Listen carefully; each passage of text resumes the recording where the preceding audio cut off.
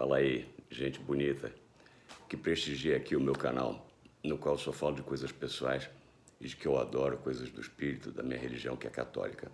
Estou com essa voz assim que eu estou gripado. Bom, bem-vindos a mais um vídeo aqui do lado B do Bernardo Fernandes. Esse é o 7º vídeo do canal. O vídeo de hoje vai ser sobre como eu vejo a oração do Santo Terço, o que eu acho que ele significa e no que ele se constitui. Mas eu quero falar de duas coisas antes. Primeiro, como foi que eu descobri o terço. Segundo, como foi que eu fui escolhido para uma missão espiritual de cura, que consistiu em rezar um terço justamente de intercessão pela saúde de um doente, em nome de Nossa Senhora, num leito de hospital. Então, relembrando, como foi que eu descobri o terço? No meu vídeo intitulado Vou ver Padre Pio na Itália, aqui no canal, eu contei como eu descobri a oração do terço em setembro de 2019, ano passado, quer dizer, tem poucos meses, após uma mensagem espiritual que eu recebi do Santo Padre Pio por intermédio do Pedro Siqueira, durante uma oração comunitária no Santuário da Santa Mãe de Deus, em Interlagos, na cidade de São Paulo, após uma missa que foi celebrada pelo Padre Marcelo Rossi. Se você perdeu esse vídeo, dá uma conferida lá, porque eu acho que essa história é muito tocante e impactante, pelo menos para mim, muita gente também acha, me contou depois. E eu tenho recebido comentários de pessoas que estiveram lá também, que se lembram de tudo, e que, assim como eu, ficaram tocadíssimos por tudo que aconteceu naquela tarde e noite, de muito frio e chuva aqui em Sampa.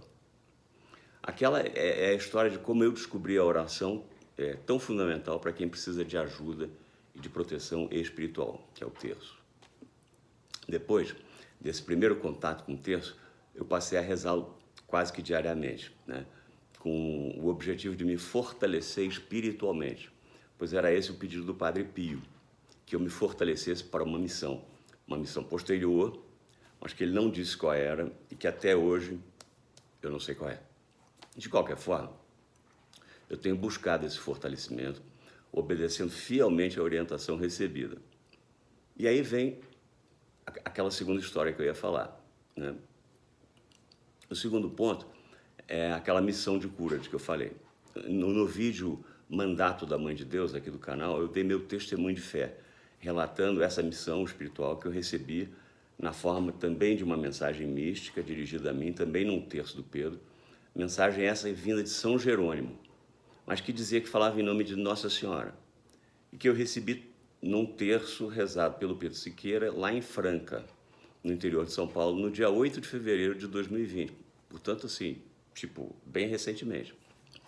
Aí, como vocês sabem, mas se não sabem, não tem nada de errado com isso, eu explico agora, o Pedro Siqueira é um advogado, escritor, e atualmente ele é uma celebridade digital, que, como atividade não profissional, ele reza o terço, que é tipicamente uma oração comunitária para milhares de pessoas. Ele faz isso ao vivo, em algum lugar do Brasil, sempre a convite e com autorização do bispo local. E aí, durante a celebração, o Pedro, que tem dons muito especiais de ver e de se comunicar com o mundo espiritual, ele vê anjos, vê santos e vê outros espíritos bem-aventurados. Aí ele escuta deles as mensagens e as reproduz quando autorizado, e muitas dessas mensagens são dirigidas para as pessoas que estão na plateia. A maior parte das vezes, claro, o Pedro não conhece. Foi assim que o Pedro não conhecia, nem eu o conhecia, recebi duas mensagens. A primeira foi aquela que eu relato no vídeo Vou ver Padre Pio na Itália, portanto em setembro de 2019, há poucos meses, e a segunda eu relato no vídeo Mandato da Mãe de Deus, portanto em 8 de fevereiro de 2020. Essa segunda mensagem era um mandato, uma ordem carinhosa, digamos assim, para eu ir rezar um terço com uma pessoa que eu não conhecia e que estava convalescente num leito de hospital, em São Paulo, devendo entregar para aquela pessoa um objeto sagrado de devoção. O objeto da missão, o objetivo era eu interceder pela cura completa do doente, em nome de Nossa Senhora. É claro que eu fui, né, e obedeci direitinho a orientação recebida. Então, essas são duas histórias pessoais, né, sobre o terço, a minha experiência com o terço. E é claro que os meus amigos conversam comigo sobre essas experiências. E se vocês acompanham os vídeos aqui do lado B do Bernardo Fernandes, devem ter visto que eu gravei uns vídeos recentemente com os fundos diferentes, não é esse que está aqui atrás agora, né, que é a biblioteca. Era um jardim, numa praia, e eu ia num quarto de criança. Eu estava com a minha família hospedado na casa de praia do meu sogrão, que fica lá em Boracéia, aqui no litoral norte de São Paulo. E naqueles dias, eu recebi uns amigos e uns familiares para festejar o meu aniversário, que foi agora no dia 28 de fevereiro. E aí, vai chegando a noitinha, né, a gente batendo papo, depois de comer um cervejinho, um vinhozinho e tal, o assunto espiritual vem vindo, né? E nessa conversa eu descobri que as pessoas sabem muito pouco sobre o terço e muito pouco sobre o mundo espiritual. E uma amiga minha desse grupo me disse que o terço não fazia muito sentido para ela, pois se tratava de uma mera repetição de Pai Nossos e Ave Marias, na opinião dela, feitas mecanicamente, sem nenhum sentido. Aí eu ouvi essa avaliação e, sendo esse a opinião dela, eu dei razão a ela, né? Quer dizer, se for rezado mecanicamente, o terço é só uma fórmula. Pode até conter umas promessas espirituais fortes, mas como é que você vai alcançar essas promessas se você fizer isso mecanicamente? Mas será que é só isso? Ou será que faltou para essa minha amiga uma história que pudesse inspirá-la? Fiquei pensando nisso. Mas a conversa não parou aí, tá? Eles ficaram intrigados com os meus relatos de mensagens do mundo espiritual. E uma amiga minha me perguntou qual era a diferença entre essa visão católica de visões místicas, que admite visões místicas do mundo espiritual, e o espiritismo. A minha resposta deixou as duas pessoas atônitas lá no grupo. A reação delas me deixou a mim atônito. E eu achei que tinha dito o óbvio, né? Só que não. Eu disse para minha amiga que a principal diferença entre o catolicismo e o espiritismo era que, para nós católicos, Jesus é Deus. E para os espíritos, Jesus é apenas o mais evoluído dos espíritos. Aí todo mundo ficou me olhando de olho arregalado. Como assim Jesus é Deus? Ele não é filho de Deus como nós? Aí foi aí que eu pensei, para tudo. A gente tem que recapitular. Para nós católicos, Jesus é homem, como nós. Mas ele também é Deus, diferentemente de nós. Ele não é só um espírito divino. Ele é o próprio Deus. Claro, filho de Deus. Mas Deus é uma trindade, uma só pessoa em três. Ele não é filho de Deus como nós somos filhos de Deus por causa de Jesus. Ele tem uma natureza humana e ele tem uma natureza divina. Espanto geral. Os amigos meus, por causa do que eu estava dizendo, e aí tudo me parecia óbvio, mas para eles não era, né? Claro, esse é o maior mistério da nossa fé. Deus é Pai, Filho e Espírito Santo, reunidos em uma só pessoa. Jesus é Deus, gente, né? Deus. Antes de falar do terço, então, a gente tem que entender isso. Essa é a essência da fé cristã. E é isso que difere a gente não só do espiritismo, mas das demais religiões. Fechou? Então, se você não curtiu esse papo, pode sair do vídeo agora. A gente continua amigo, sem problema, mas esse é o meu ponto de vista. Daqui para frente, você só vai entender o terço se compreender isso. Se tiver a fim de assistir, fica aí. Beleza? Tamo junto ainda? Bora continuar? Aí eu fiquei pensando, quanta gente será que sabe do que eu estou falando? Aí eu, tendo compreendido que Jesus é Deus, junto com o Pai e o Espírito Santo, você sabe o que é o terço?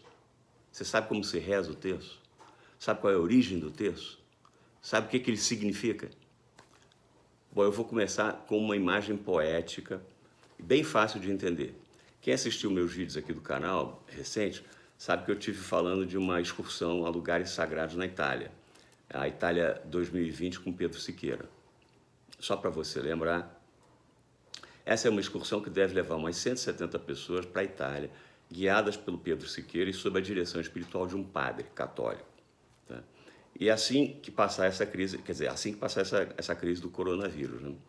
Então, imagina o seguinte, o terço também é uma excursão, entendeu? Uma excursão, só que é uma excursão espiritual. Então vamos por partes. Fica comigo aí, não sai não.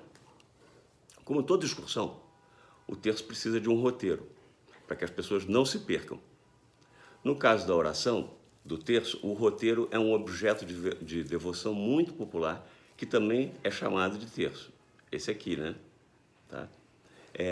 O nosso roteiro, então, esse é um crucifixo, tem contas grandes e contas pequenas, e é assim que se reza o terço. Nas contas maiores, a gente reza um Pai Nosso, nas contas menores a gente reza Ave Marias. Esse é o roteiro simples, direto, ninguém se perde. Se você é mais experiente, pode ir colocando uns desvios do roteiro, fazer umas outras orações complementares. Mas o caminho principal é esse aqui, tá? Como toda excursão, o roteiro leva as pessoas para lugares de interesse, né? Para as pessoas conhecerem, para as pessoas fotografarem, para as pessoas admirarem. Na verdade, a excursão do terço também faz a mesma coisa. Daqui a pouco eu vou explicar como. O importante agora é saber que a nossa excursão do terço leva as pessoas a passear pelas vidas de Jesus e de Santa Maria. Em cada terço, a gente visita 5 lugares diferentes. Quer dizer, em outras palavras, a gente medita sobre 5 episódios diferentes das vidas de Jesus e de Maria. São lugares sagrados, é claro, né? E em cada lugar desse, a gente chama de mistério. Na nossa analogia, se uma excursão leva você para admirar lugares de interesse, assim também a excursão espiritual do terço leva você a meditar sobre os mistérios das vidas de Jesus e de Maria. Por fim, a pergunta que não quer calar. Se o terço é uma visita guiada às vidas de Jesus e Maria, quem é o guia da excursão? Gente, o guia do terço é a própria Santa Maria. É ela quem guia as pessoas entre um mistério e o outro. Na prática, o terço é oferecido a Jesus, logo no início. Lembrando que Jesus é Deus com o Pai e o Espírito Santo. Mas depois de fazer esse oferecimento, a gente passa a se dirigir a Santa Maria durante o terço. E é a Mãe de Deus que vai nos conduzir daí para frente. É com ela que a gente vai se relacionar. Por que Maria? Porque uma oração para Jesus é dirigida a Maria. Porque ninguém melhor do que ela para conhecer o seu filho. Porque ela foi uma mãe presente, ela viveu todos os momentos da vida de Jesus. Desde a Anunciação até a morte na cruz. Ela esteve presente em todos os momentos, absolutamente todos, e depois da ressurreição também. Maria se alegrou e também sofreu com Jesus, a cada passo. Então ninguém melhor do que a Santa Mãe para conhecer os mistérios da alma do Filho. E porque ela é a Mãe de Deus, né? Então, resumindo, o terço é como se fosse uma excursão sagrada para visitar e meditar sobre os mistérios da história sagrada de Jesus e de Maria, guiada pela própria Mãe de Deus, em oferecimento a Jesus. Se você entender isso, daqui para frente é fácil de entender o resto. Por exemplo, assim como você já sabe que em uma excursão é preciso ter um roteiro, no caso da oração do terço, o roteiro é o próprio terço. É para você não se perder no meio de tantas coisas sagradas que você vai contemplar, tá? Depois dessa introdução aqui, a gente vai avançar mais uns passos. O terço é uma oração poderosíssima, que vem sendo rezada por recomendação da própria Santa Maria, nas muitas aparições místicas que ela fez ao longo dos séculos, para muitos santos. A fórmula do terço, quer dizer, o nosso roteiro, ele levou séculos para ser finalizado. Ele ganhou o seu formato atual no século XIII, tendo um papel importante o São Domingos de Gusmão, que concebeu o terço como uma arma para o combate espiritual. Conta-se que Nossa Senhora, ela própria, mostrou o terço para São Domingos, com as 50 Ave-Marias, que passou a ser conhecido como Saltério da Bem-aventurada Virgem Maria. A partir desta visão de Santa Maria, São Domingos começou a espalhar a devoção do terço em toda a Europa.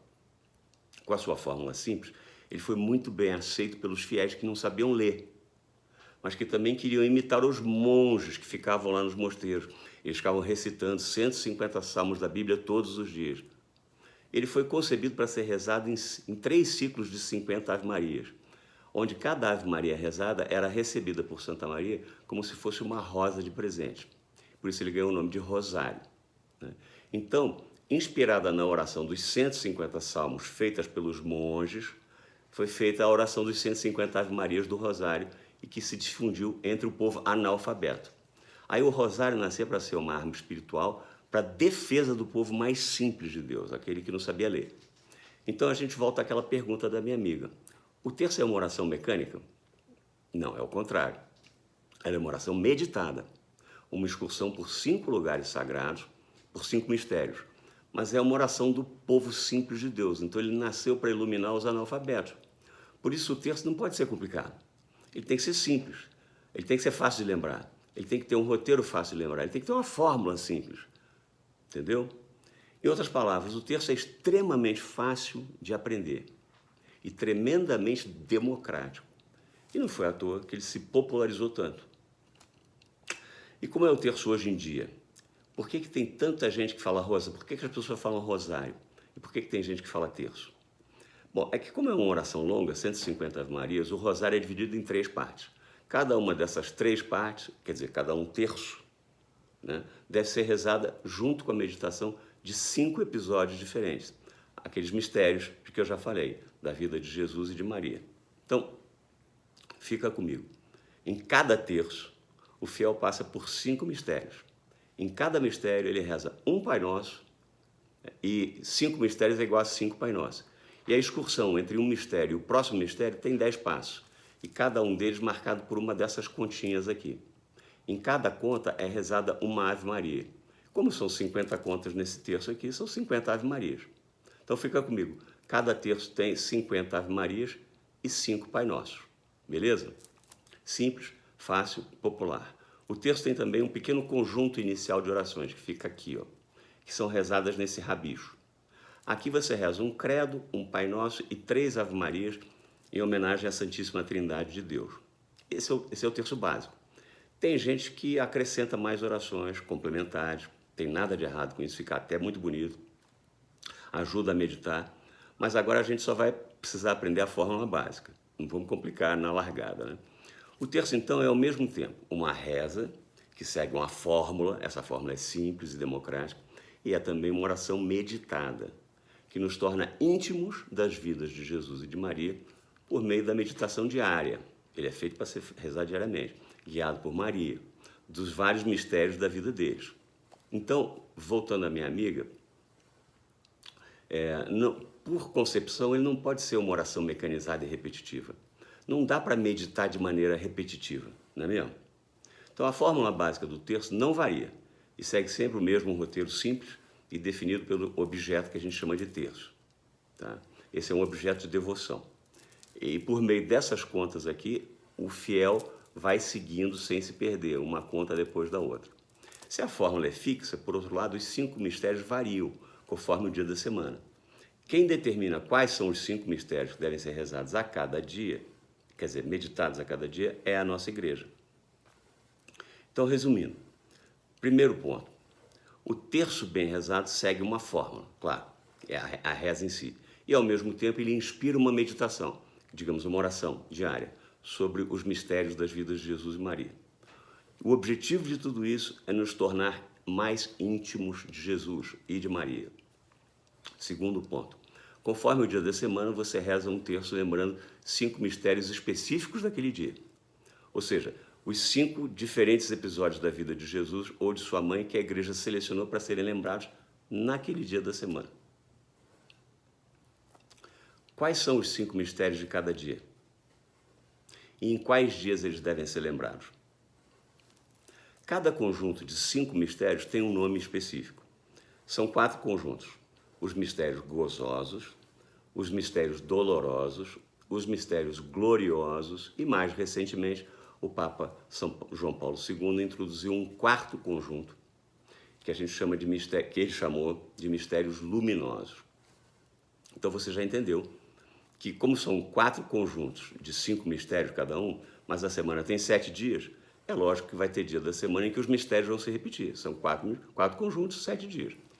Então vamos falar agora deles, dessa repetição e desses dias. Vamos lá? Vou falar um pouquinho de cada mistério e dar também um exemplo curtinho do tipo de meditação que a gente pode fazer em cada mistério. Em cada meditação, o terço pode se estender, pode haver mais orações, elas podem ser lidas passagens da Bíblia, por exemplo. Enfim, a adoração é livre. Eu vou focar no básico, mas você fica sabendo que um bom terço pode ser muito longo. Por isso eu vou chamar a sua atenção novamente para o seguinte: note que não há chance de um terço ser bem rezado se ele for repetitivo e mecânico.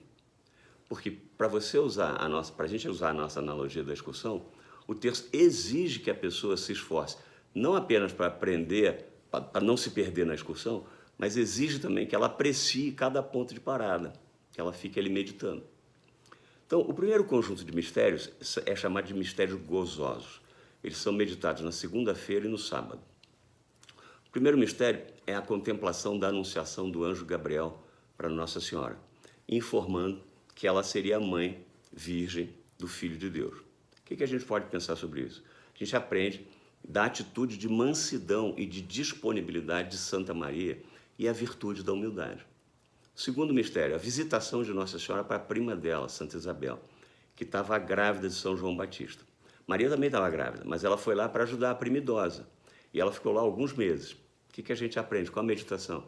A gente aprende da atitude de Nossa Senhora a virtude da caridade, quer dizer, de amor ao próximo, de ajudar uma pessoa necessitada. Terceiro mistério, o nascimento de Filho de Deus, de Jesus, em uma manjedoura, entre animais, na cidade de Belém. O que a gente aprende com isso? O episódio de resignação diante da pobreza e de desapego dos bens materiais.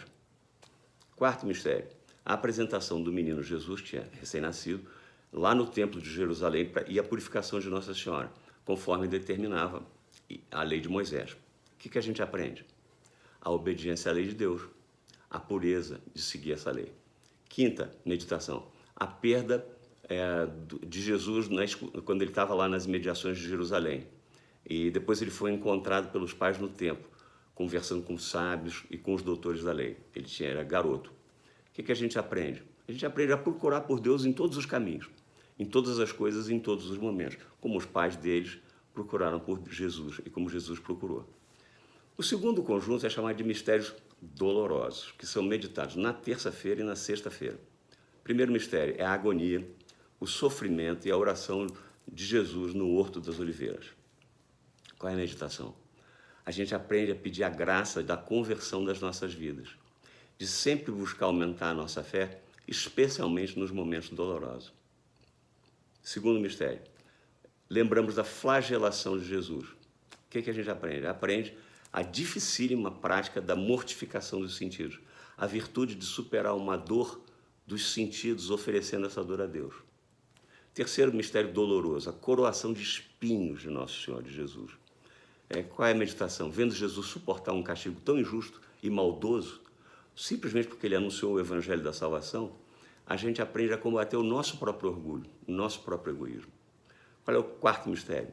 O caminho do Calvário que Jesus fez carregando a cruz. O que a gente medita? Aprende que tem que ter paciência com os contratempos, com as injustiças da vida e carregar a nossa cruz. Quinto mistério, a crucifixão de Jesus, a morte dele. Aqui eu vou dividir a meditação em duas partes. Primeiro, a gente precisa entender que Jesus poderia, com seus poderes divinos, mandar toda aquela gente para o inferno. Literalmente, né? Soldado, todo mundo. Por que ele não fez isso? É comum a gente ouvir que a morte na cruz era a vontade do Pai, que Jesus fez a vontade do Pai morrendo na cruz. Mas eu, pessoalmente, acho que a vontade do Pai era que Jesus anunciasse o Evangelho e a misericórdia divina, que ele veio para salvar o mundo do seu pecado. Se por obra da maldade dos homens, ou do diabo, não sei, ou dos dois, a consequência disso fosse desagradar os poderosos, paciência. Se pior, a consequência disso fosse levar Jesus à morte injusta, ainda assim a palavra da salvação tinha que ser claramente anunciada. Essa era a vontade do Pai, na minha opinião. E não que o Filho morresse, mas que o Filho cumprisse a missão de salvar o mundo. E Jesus poderia fazer a vontade do Pai e ainda assim usar os seus poderes e mandar todo mundo para o inferno? Poderia, não poderia? Olha aqui, gente. Olha só, eu sou a verdade, o caminho e a luz, vocês são os malditos, sumam-se daqui todos vocês, vão para o inferno, o diabo vai embora. Poderia ou não poderia ter feito isso? Poderia. Pessoalmente, eu acho que ele não fez por quê? Era só ele mandar vir o arcanjo São Miguel, né? Passar todo mundo no fio da espada. E, aliás, tinha muita gente, os discípulos dele, esperando que ele fizesse exatamente isso. Inclusive São Pedro, que era o apóstolo número 1. E por que Jesus não fez? Pensa aí. Por que Jesus não fez isso? Por que é que nós, simples homens e mulheres, não temos os poderes dele? Então, nós teríamos uma desculpa para não buscar a perfeição que ele buscou. Veja se não é verdade. A gente falaria assim, para ele é fácil, ele tem poderes que eu não tenho. Se eu tivesse, também botaria todo mundo para correr. Mas assim, eu sou um simples mortal, não dá, ele não. Mas e aí? Por que Jesus, mesmo sendo Deus, não recorreu aos seus poderes divinos na hora da humilhação suprema? Porque ele quis que você, que eu, entendesse que ele, que é Deus, aguentou como homem e que a gente pode aguentar como homem ou como mulher, obviamente. Ao dar o exemplo como homem, Jesus deixou claro que a gente não tem desculpa para não tentar ser manso e humilde e bom como ele. Na minha opinião, talvez esse tenha sido o maior milagre de Jesus. Mostrar que a salvação está ao alcance do homem e da mulher, por seu intermédio, por intermédio de Jesus. Então, concluindo o mistério da crucifixão, a gente aprende que de Jesus, que o amor a Deus é importantíssimo e a gente tem horror ao pecado. O terceiro conjunto é chamado de mistérios gloriosos, para ser rezado quarta-feira e domingo.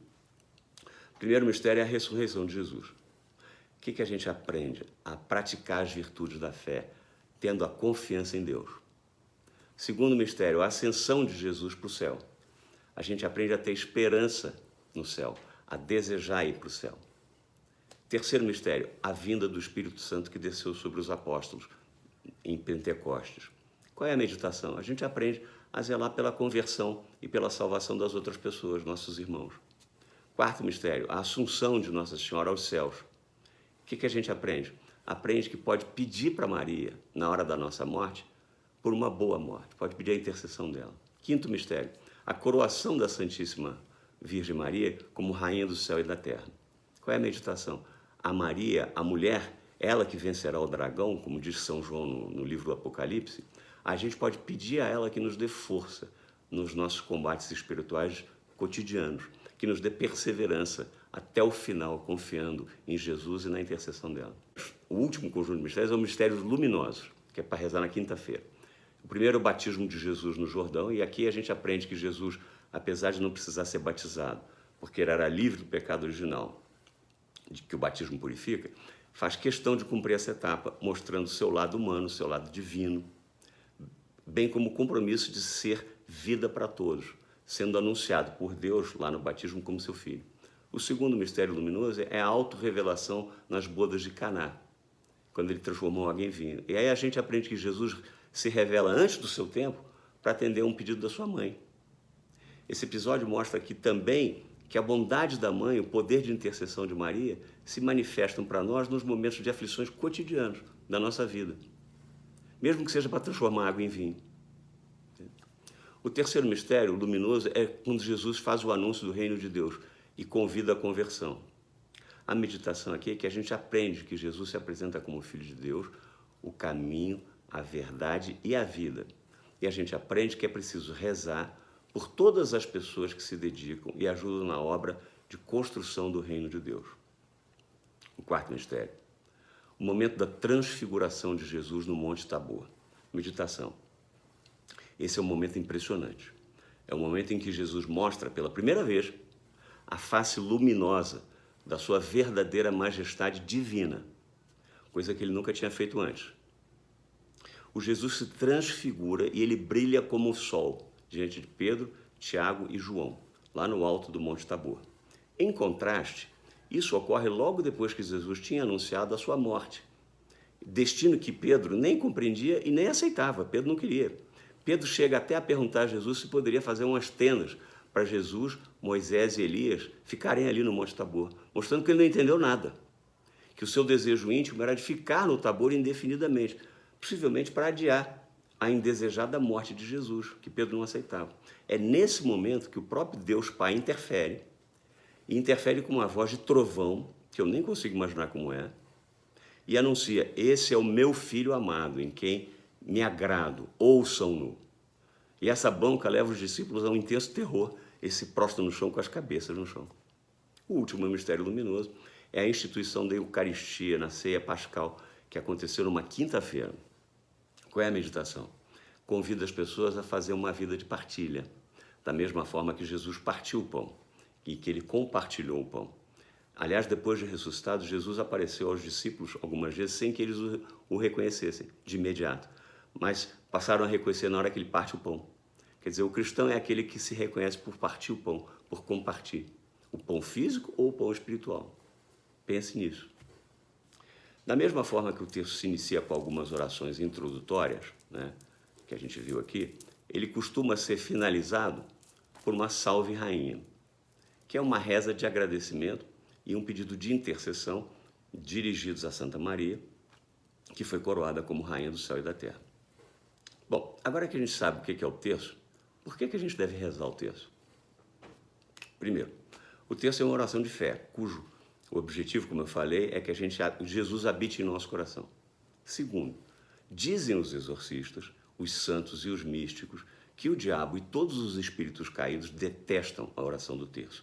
É um dissabor profundo, saber que tanto poder foi dado, não apenas ao Filho de Deus, o que seria natural, mas também para uma mulher humana, ou seja, para Santa Maria, exclusivamente por seus méritos, por sua humildade, por sua mansidão. Por isso, a oração diária do terço é como um verdadeiro tratamento espiritual contra o inimigo. E quem disse isso não sou eu, não. Eu ouvi essa mensagem do Padre Pio para mim, em setembro de 2019. O Padre Pio, aliás, sempre andava com seu terço para todo canto, né, assim na mão, e ele dizia que era a minha arma. Né? Da mesma forma que São Domingos, como a gente viu, dizia que o terço é uma arma. Terceiro motivo, como arma que ele é uma oração que nos prepara para o combate espiritual, fortalecendo a gente no dia a dia do nosso espírito, entendeu? E quarto, é uma oração que permite acumular graças, acumular indulgências, por meio das quais um de nós pode se beneficiar a si próprio ou interceder por outros, e também pelas almas dos mortos. A intercessão sincera e bem feita pelos outros, aliás, especialmente pelos falecidos, é uma das formas mais elevadas de caridade. Então a fórmula é simples. O terço começa com algumas rezas introdutórias, em seguida é rezado em 5 dezenas de Aves Marias e um Pai Nosso, cada uma, meditando-se a cada início de dezena o mistério da vida de Jesus e de Maria. Então, para finalizar, como é que você pode rezar um terço, se você é principiante?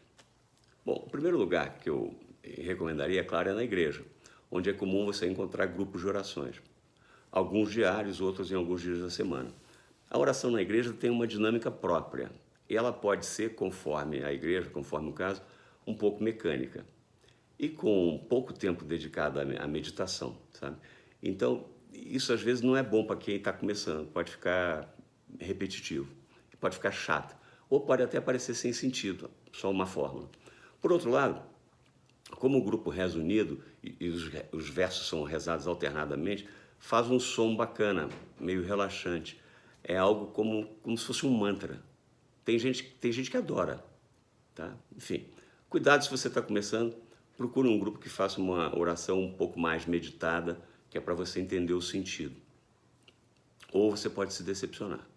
O segundo lugar que eu recomendo é procurar os eventos do Pedro Siqueira, que faz sempre sessões de oração muito bonitas. Como ele roda o Brasil inteiro, você pode ir pessoalmente na sua cidade. Ou inscrevendo-se no canal dele, ativando as notificações. E aí você vai ficar sabendo pelo YouTube exatamente quando cada terço vai começar, podendo participar online, ao vivo ou gravado. O terceiro lugar que eu recomendo é rezar sozinho. Para isso, o celular vai ser seu maior aliado. Há aplicativos que ensinam a rezar, mas eu gosto muito de colocar os fones de ouvido, tipo esse aqui que eu estou aqui agora, e rezar seguindo um dos muitos vídeos gravados no YouTube. Tem vídeos excelentes, rezados por padres famosos ou não, e até por leigos. E eu recomendo um que fale um pouco mais dos mistérios, né? Melhor ainda é se você fizer isso dentro de uma igreja, olhando para a cruz ou diante do sacrário. E você reza em meia hora, aí você faz uma boa oração do terço. A oração do terço já atrai muitas graças por si só. Rezado dentro de uma igreja, mais ainda.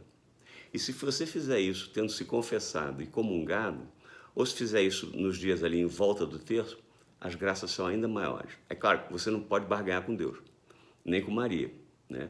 E o terço não é um passe para você conseguir o que você quer. Você não é mimado por Deus, tá? E Deus não vai te atender assim. Mas saiba que você está colhendo graças imensas e favores imensos para você e também para as pessoas por quem você pede.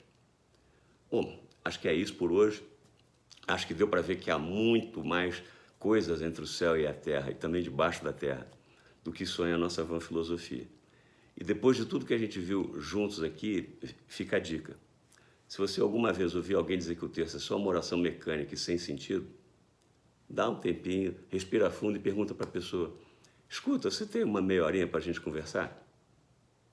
Né? E aí você conta para ele o que é o terço. Você pode estar salvando uma alma, que aliás pode bem ser a minha ou a sua, e quem sabe até ganhando um amigo. Beleza? Se puder, reze por mim.